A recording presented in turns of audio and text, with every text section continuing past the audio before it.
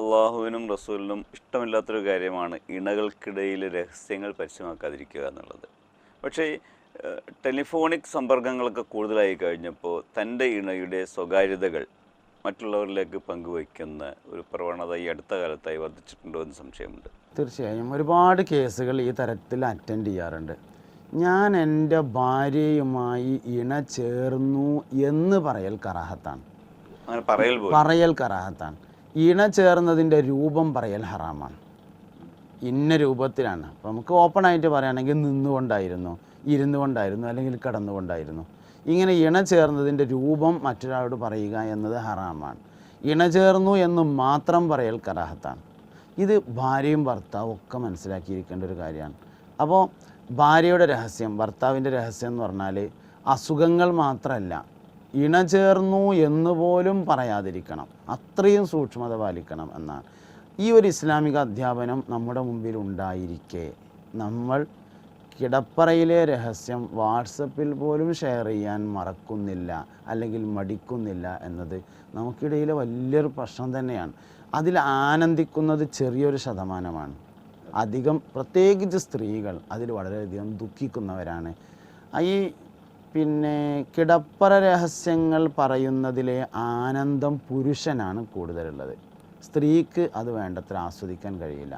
അപ്പോൾ അതിൻ്റെ പീഡനം ഏറ്റവും നന്നായി അനുഭവിക്കുന്നത് സ്ത്രീകളാണ് എന്നുകൂടി തിരിച്ചറിയണം. പക്ഷേ ഇത്തരം സംഭവങ്ങൾ ഒരുപക്ഷെ വിവാഹമോചനത്തിലേക്ക് പോലും തള്ളപ്പെടുകയോ അതുമല്ലെങ്കിൽ ഈ തൻ്റെ ഭാര്യയെക്കുറിച്ച് മറ്റുള്ളവർക്ക് കൂട്ടുകാർക്കിടയിൽ ചർച്ച ചെയ്യപ്പെടുകയോ ചെയ്യുമ്പോൾ സ്വാഭാവികമായി ഇതര വ്യക്തിയുടെ ഭാര്യയിലേക്ക് മറ്റേയാൾക്ക് സ്വകാര്യമായി കടന്നുകൂടാനുള്ള വഴി കൂടി തെളിഞ്ഞു കൊടുക്കുന്നില്ല എന്നുള്ളതാണ്. തീർച്ചയായും ഉണ്ട്. ഇത് ഒരിക്കലും സ്ത്രീകൾക്ക് പ്രത്യേകിച്ച് ഉൾക്കൊള്ളാൻ കഴിയില്ല.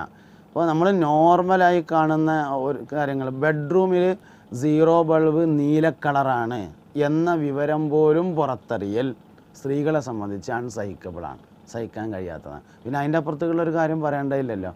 ബെഡ്റൂമിൽ സ്ഥിരമായി ലൈറ്റ് ഇട്ട് വെക്കാറുണ്ട് എന്ന വിവരം അയൽവാസികൾ അറിയുന്നത് പോലും സ്ത്രീകൾക്ക് വലിയ വിഷമമായിട്ടാണ് തോന്നാറുള്ളത്. അപ്പോൾ അതുകൊണ്ട് പുരുഷൻ ഒരു പരിധി വരെ അതൊക്കെ ആസ്വദിക്കാൻ വേണ്ടി ശ്രമിക്കും.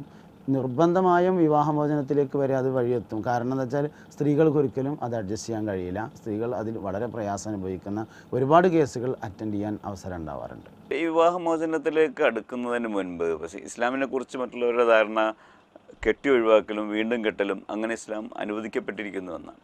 യഥാർത്ഥത്തിൽ ഇസ്ലാം ഒരു വിവാഹമോചന മാർഗത്തിലേക്ക് അല്ലെങ്കിൽ വിവാഹമോചനത്തിൻ്റെ അവസ്ഥയിലേക്ക് എത്തുമ്പോൾ ഒരുപാട് കടമ്പകൾ കടന്നിട്ടാണല്ലോ. ശരിക്കും അതിൻ്റെ എങ്ങനെയാണ് ഇസ്ലാം അതിൻ്റെ ആ വൈവാഹിക ജീവിതത്തിൻ്റെ ആ ജീവിത പ്രാധാന്യത്തെക്കുറിച്ച് വിശദീകരിക്കുന്നത്? ഈ വിവാഹത്തിലേക്ക് കടന്നു വരിക എന്നത് സ്വർഗീയമായൊരു ഇബാദത്തായാണ് ഇസ്ലാം കണക്കാക്കിയിട്ടുള്ളത്. നേരത്തെ നമ്മൾ ആ വിഷയം ചർച്ചയ്ക്കെടുത്തിട്ടുണ്ടായിരുന്നു. അതായത് നമുക്കൊരു തമാശയാണ് പലപ്പോഴും കല്യാണം, അല്ലെങ്കിൽ ഒരു അനിവാര്യത മാത്രമായി കാണുന്നു, ഒരു ഇബാദത്തായി കാണുന്നില്ല. ഇനിയിപ്പോൾ ഇത്രയും പ്രായമായില്ലേ, ഇനിയിപ്പോൾ പെണ്ണെട്ടാതെ എങ്ങനെ ജീവിക്കുക, അല്ലെങ്കിൽ കെട്ടിക്കാതെ എങ്ങനെ ജീവിക്കുക. അപ്പോൾ ഒരു ജീവിതക്രമത്തിൻ്റെ ഒരു ഭാഗം എന്നതിനപ്പുറം അതിനൊരു പ്രാധാന്യം കൊടുക്കുന്നില്ല എന്നതാണ്.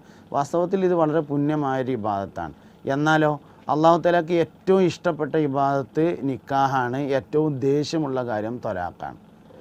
വളരെ അനിവാര്യമായ ഘട്ടത്തിൽ രണ്ടുപേരും പരസ്പരം മുന്നോട്ട് പോകില്ല എന്ന് അവർക്ക് രണ്ടുപേർക്കും ബോധ്യപ്പെട്ട്, അവർക്ക് രണ്ടുപേർക്കും ആദ്യം ബോധ്യപ്പെടണം. അതിനുശേഷം ഉപദേശങ്ങൾക്ക് ശേഷം ശിക്ഷാ നടപടികൾ, പിന്നെ അതിൻ്റെയും മുമ്പ് കിടപ്പറയിൽ വിട്ടു നിൽക്കൽ, എല്ലാം കഴിഞ്ഞ് ഹക്കമം മിൻ അഹ്ലിഹി വ ഹക്കമം മിൻ അഹ്ലിഹ പറഞ്ഞയക്കണമെന്ന് ഖുർആൻ പറയുന്നുണ്ട്. ഭാര്യയുടെ കുടുംബത്തിൽ നിന്ന് കൈകാര്യങ്ങൾ ചെയ്യുന്ന 1-2 പേര്, ഭർത്താവിൻ്റെ കുടുംബത്തിൽ കാര്യങ്ങൾ കൈകാര്യം ചെയ്യുന്ന 1-2 പേര്, അങ്ങനെ അവർ ഒരുമിച്ച് കൂടി ഒന്ന് ചർച്ച ചെയ്ത് ഒരു തീരുമാനത്തിലെത്താൻ കഴിയുമെങ്കിൽ അങ്ങനെ ചെയ്യണം. ഒരു നിലയിലും മുന്നോട്ട് പോകില്ല എന്ന് ഉറപ്പാകുന്ന സാഹചര്യത്തിൽ ത്വലാഖ് ചെല്ലാം. അത് ഒരു ത്വലാഖ് തന്നെയാണ് ചെല്ലേണ്ടത്. ത്വലാഖ് ചൊല്ലപ്പെട്ട സ്ത്രീ ഭർത്താവിൻ്റെ വീട്ടിൽ തന്നെയാണ് താമസിക്കേണ്ടത്. ഭർത്താവിൻ്റെ ചെലവിൽ തന്നെയാണ് ഇദ്ദ കഴിയുന്നവരെ താമസിക്കേണ്ടത്. ഇദ്ദ കഴിയുന്നതിന് മുമ്പ് എപ്പോഴെങ്കിലും ഞങ്ങൾക്ക് ഒരുമിച്ച് പോകാൻ കഴിയുമെന്ന് അവർക്ക് തോന്നിയാൽ ഞാൻ നിന്നെ മടക്കിയെടുത്തു എന്ന് പറയുന്നതോടുകൂടെ അവർ വീണ്ടും വൈവാഹിക ജീവിതത്തിലേക്ക് കടന്നു പോവുകയും ചെയ്യുന്നു. ഇത്രയും സുതാര്യമാണ് ഇസ്ലാമിലെ വിവാഹം വിവാഹ ജീവിതം എന്ന് പറയുന്നത്. അപ്പോൾ വളരെ അനിവാര്യമായ ഒരു ഘട്ടത്തിൽ ചെയ്യേണ്ട ഒരു കാര്യത്തെ ഇങ്ങനെ പർവ്വതീകരിച്ച് ആക്ഷേപിക്കേണ്ട ഒരു കാര്യമൊന്നുമില്ല എന്ന് അതെല്ലാവർക്കും അറിയാം, ആക്ഷേപിക്കുന്നവർക്കും അറിയാം. എന്നാലും എങ്ങനെയോ ആവശ്യമില്ലാത്തൊരു ചർച്ച ഇങ്ങനെ വന്നുകൊണ്ടിരിക്കുന്നു. ഈ വിവാഹമോചനത്തിൽ ഭാര്യയും ഭർത്താവും അല്ലെങ്കിൽ ഇണയും തുണയും അവർക്കിടയിൽ പരസ്പരം ഇഷ്ടമുണ്ടെങ്കിലും വീട്ടുകാരുടെ ചില ഇടപെടലുകൾ വിവാഹമോചനത്തിലേക്ക് എത്തുന്നതായി നമുക്ക് ചില സൂചനകളുണ്ട്. എനിക്ക് എൻ്റെ ഭാര്യയെ വലിയ ഇഷ്ടമായിരുന്നു, പക്ഷേ വീട്ടുകാർക്ക് അവളെ ഉൾക്കൊള്ളാൻ കഴിഞ്ഞില്ല എന്നതിലേക്ക് ചില നിർദ്ദേശങ്ങൾ, ചില കാര്യങ്ങൾ അത് ചർച്ചയ്ക്ക് എടുക്കണമെന്ന് പറഞ്ഞ് ചിലർ വാട്സാപ്പിലൂടെ നമ്മളോട് ബന്ധപ്പെട്ടിട്ടുണ്ട്. എന്താണ് ഉസ്താദിനെ കുറിച്ച് പറയാനുള്ളത്? പിന്നെ ഞാൻ ആരാണെന്നോ ഞാൻ എന്താണെന്നോ എൻ്റെ പെരുമാറ്റം എങ്ങനെയൊക്കെയാണെന്നോ ബോധ്യപ്പെടുത്തേണ്ട ഉത്തരവാദിത്തം എനിക്കാണ്, മറ്റൊരാൾക്കല്ല. ഞാൻ നല്ല ആളാണ്, ഞാൻ സത്യസന്ധനാണ്, ഞാൻ സ്നേഹമുള്ള ആളാണ്, ഞാൻ നല്ല പെരുമാറ്റക്കാരനാണ് എന്നത് ബോധ്യപ്പെടുത്തേണ്ട ഉത്തരവാദിത്തം എനിക്കാണ്. ഇത് ബോധ്യപ്പെടുത്തുന്നതിൽ പലപ്പോഴും പരാജയപ്പെടുന്നുണ്ട് എന്നാണ് ഈ വിഷയത്തിൽ നമുക്ക് മനസ്സിലാക്കാൻ കഴിയുന്നത്. ഭാര്യയ്ക്ക് അല്ലെങ്കിൽ സ്ത്രീക്ക് അവരുടെ നിഷ്കളങ്കതയും അവരുടെ സത്യസന്ധതയും അവരുടെ സ്നേഹവും ബോധ്യപ്പെടുത്താൻ കഴിഞ്ഞിട്ടില്ല എന്നതാണ്. ഈ സ്നേഹത്തിന് വലിയൊരു പ്രത്യേകത ഉണ്ട്. സ്നേഹം എന്നത് അഭിനയിച്ചാൽ മാത്രം മനസ്സിലാവുന്നൊരു കാര്യമാണ്. അഭിനയം എന്ന് ഞാൻ നെഗറ്റീവ് അർത്ഥത്തിൽ പറഞ്ഞതല്ല, സ്നേഹമുണ്ട് എന്ന് പ്രകടിപ്പിച്ചാൽ മാത്രമേ മനസ്സിലാവുള്ളൂ.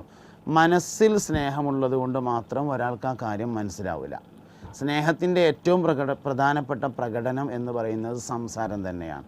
സംസാരത്തിൽ സ്നേഹം പ്രകടമാവണം, അപ്പോൾ മാത്രമാണ് മറ്റൊരാൾക്കത് ബോധ്യപ്പെടുന്നത്. അപ്പോൾ ഭർത്താവാണ് കല്യാണം കഴിച്ചിട്ടുള്ളത്, അങ്ങനെയാണ് വീട്ടിലേക്ക് വന്നിട്ടുള്ളത്, എന്നാലും ഭർത്താവുമായി ബന്ധപ്പെട്ട കുറേ ആളുകളുണ്ട്, പ്രത്യേകിച്ച് ഭർത്താവിൻ്റെ ഉമ്മയും ഉപ്പയും ഉണ്ട്. അവരെ ചില കാര്യങ്ങൾ ബോധ്യപ്പെടുത്തുന്നതിൽ ഒരിക്കലും പെൺകുട്ടി പരാജയപ്പെടാൻ പാടില്ല. പ്രത്യേകിച്ച് ഈ കുടുംബത്തെ ഞാൻ എൻ്റെ കുടുംബം പോലെ കാണുന്നു എന്ന് ബോധ്യപ്പെടുത്തുന്നതിൽ പരാജയപ്പെടാൻ പാടില്ല. ഈ ബോധ്യപ്പെടുത്തലുകൾ പലപ്പോഴും ഉണ്ടാകുന്നത് ട്രീറ്റ്മെൻറ്റിലാണ്.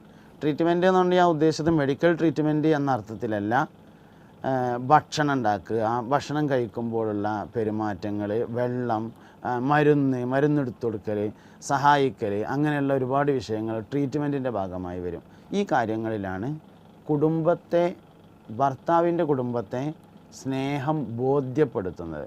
പിന്നൊരു കാര്യം എന്താ വെച്ചാൽ, ഭർത്താവിനെ ബോധ്യപ്പെടുത്തും പോലെ ഭർത്താവിൻ്റെ കുടുംബത്തെ ബോധ്യപ്പെടുത്താൻ കഴിയില്ല. ഭാര്യയോട് സ്നേഹം പ്രകടിപ്പിക്കുന്നത് പോലെ ഉമ്മാനോട് സ്നേഹം പ്രകടിപ്പിക്കാൻ ആർക്കും കഴിയില്ല. പ്രകടനത്തിൽ നേരിയ വ്യത്യാസങ്ങളുണ്ടാവും. അതെല്ലാവരും മനസ്സിലാക്കി മുന്നോട്ട് പോകണം എന്ന് മാത്രം. ഒരുപക്ഷെ ഭർത്താവിൻ്റെ ഉമ്മ വലിയ കൂടിയ സംഭവമാണെന്നൊക്കെ പറയുമ്പോഴും അവരാഗ്രഹിക്കുന്നുണ്ടാകാം ഈ വന്ന മരുമകളിൽ നിന്ന് ഒരു ഗ്ലാസ് വെള്ളം എടുത്ത് കിട്ടാൻ, അല്ലെങ്കിൽ തനിക്ക് വയ്യാന്ന് പറയുമ്പോൾ എന്തായി രാവിലെ എഴുന്നേൽക്കുമ്പോൾ ഉമ്മയുടെ അസുഖം മാറിയോ, കാലിന് കുറവുണ്ടോ, അല്ലെങ്കിൽ കയ്യിന് കുറവുണ്ടോ, തലവേദന മാറിയോ എന്ന് ചോദിക്കാൻ അവർ ആഗ്രഹിക്കുന്നുണ്ട്. തീർച്ചയായും ആഗ്രഹിക്കുന്നുണ്ടാവും. ഒരു ചെറിയ ചോദ്യം വലിയൊരു കുടുംബത്തെ നല്ല നിലക്ക് മുന്നോട്ട് കൊണ്ടുപോകും. അതിന് പകരം എന്താപ്പം ഞാനത് ഈ ചോദിക്കേണ്ട കാര്യം ചോദിക്കുക തന്നെ വേണം. അതിപ്പോൾ എല്ലാവർക്കും അറിയണതല്ലേ എന്ന് തീരുമാനിക്കരുത്. ഇപ്പോൾ നമ്മൾ ഒരു വഴിക്ക് ഇങ്ങനെ യാത്ര പോവുകയാണ്. അപ്പോൾ സ്കൂൾ മാഷ് ബാഗൊക്കെ എടുത്തിട്ട് സ്കൂളിലേക്ക് ഇങ്ങനെ പോകുന്നുണ്ടെങ്കിൽ നമ്മൾ അയാളോട് ചോദിക്കുമല്ലോ, മാഷ് സ്കൂൾക്കായിരിക്കില്ലേ? നമുക്കറിയണൊരു കാര്യമാണ് മാഷ് ഈ നേരത്തെ സ്കൂൾക്ക് തന്നെ പോകാം. എന്നാലും ചോദ്യത്തിൻ്റെ ഒരു രസം ഉണ്ടല്ലോ, ആ രസം കുടുംബജീവിതത്തിലുണ്ട്. അപ്പോൾ ചോദിക്കേണ്ടത് എന്തായാലും ചോദിച്ചിരിക്കുക. അതെ, ഒരുപാട് ഉദാഹരണങ്ങൾ ഈ പറഞ്ഞ പോലെ രാവിലെ മോർണിംഗ് വാക്കിന് എന്നും കാണുന്ന ആളും നടക്കാൻ ഇറങ്ങിയതായിരിക്കുമല്ലേ ചോദിക്കും. അങ്ങനെ അതൊരു ചോദ്യമാണ്, അത് ആവശ്യമുള്ള തന്നെയാണ്. അങ്ങനെ ചില ആവശ്യമുള്ള ചോദ്യങ്ങളുണ്ട്. അത് വീട്ടിലുണ്ടായിരിക്കണം. അറിയുന്ന കാര്യങ്ങൾ തന്നെയാണെങ്കിലും, കണ്ണടെടുത്തിട്ടുണ്ട് എന്ന് ഉറപ്പാണെങ്കിലും അമ്മോശം വീട്ടിൽ നിന്ന് ഇറങ്ങുന്ന സമയത്ത് ഇപ്പം കണ്ണടെടുത്തിട്ടില്ലേ എന്നൊരു ചോദ്യം വെറുതെ ചോദിച്ചാൽ അതിങ്ങനെ ഉണ്ടായിക്കൊണ്ടിരിക്കും. വലിയ പ്രധാനപ്പെട്ട സംഗതികളാണ്.